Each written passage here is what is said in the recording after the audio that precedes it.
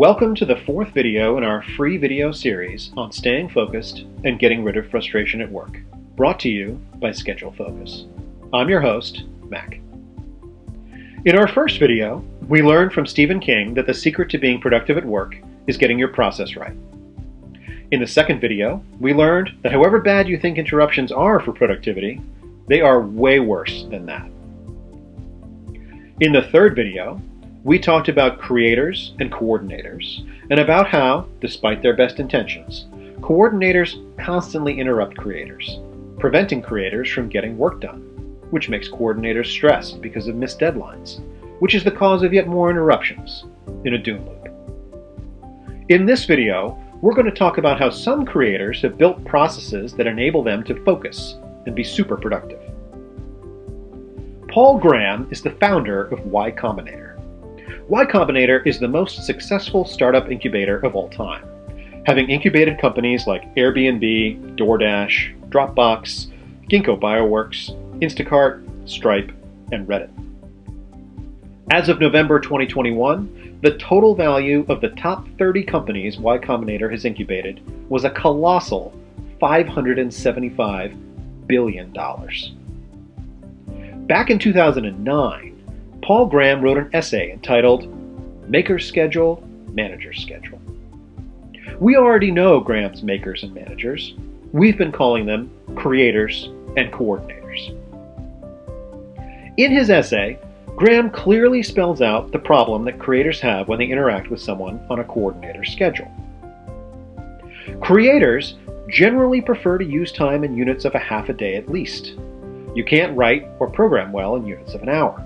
That's barely enough time to get started.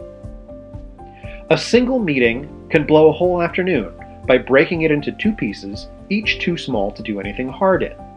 Plus, you have to remember to go to the meeting. For creators, having a meeting doesn't merely cause you to switch from one task to another, it changes the mode in which you work. A meeting commonly blows at least half a day by breaking up a morning or afternoon. But in addition, there's sometimes a cascading effect. Don't your spirits rise at the thought of having an entire day free to work with no appointments at all? Well, that means your spirits are correspondingly depressed when you don't. And ambitious projects are by definition close to the limits of your capacity. A small decrease in morale is enough to kill them off.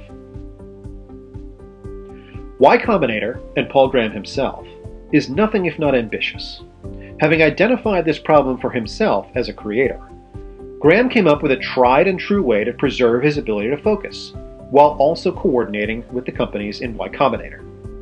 Office hours. For Graham, the solution was to set aside the end of his workday for office hours.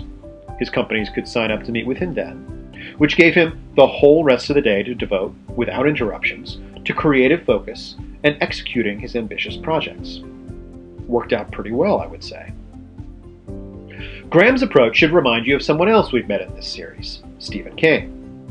King's approach was also to spend 3 to 4 hours at the start of the day working without interruptions to let his creative focus flourish, and then put his meetings into the back half of his day. Let's talk about the pros and cons of this strategy.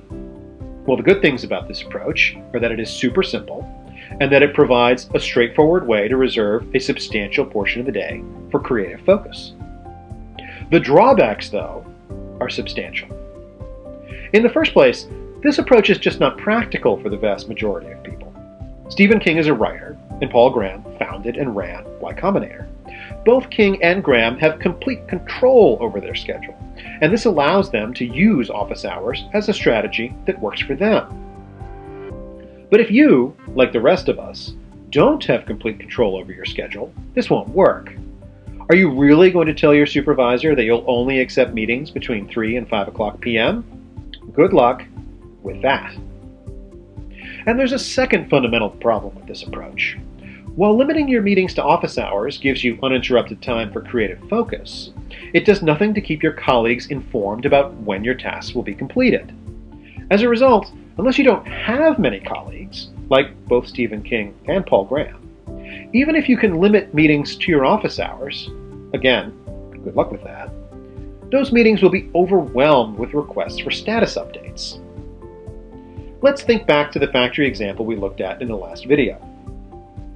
Machines on a factory floor have creative work scheduled for them. As a result, they have few interruptions and hit their deadlines. Graham and King's approach, which unlocked super levels of productivity for them, still falls short of our factory model.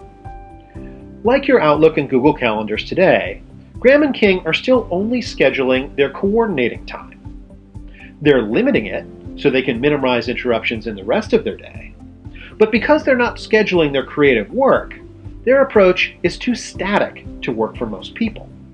What we need is a way, like machines in a factory have, to schedule our creative focus time flexibly and dynamically.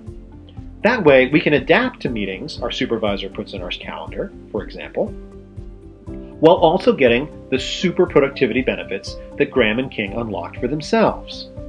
We need an approach that combines the flexibility of the coordinator schedule with the productivity of the creator schedule.